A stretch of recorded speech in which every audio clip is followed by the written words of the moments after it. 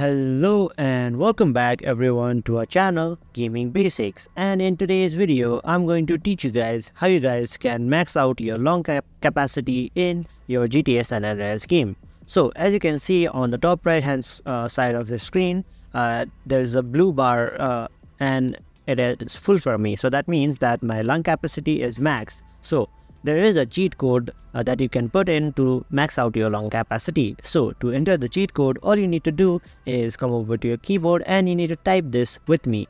So you need to type CVWKXAM, and after that it tells me that the cheat is deactivated, but that's because I already had the cheat activated.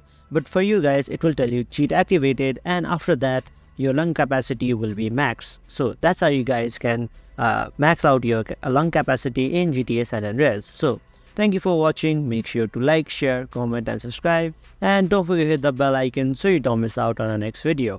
Also, if there is any video you guys would like us to cover, please comment it down below and we will do so for you guys. So thank you for watching and see you guys next time.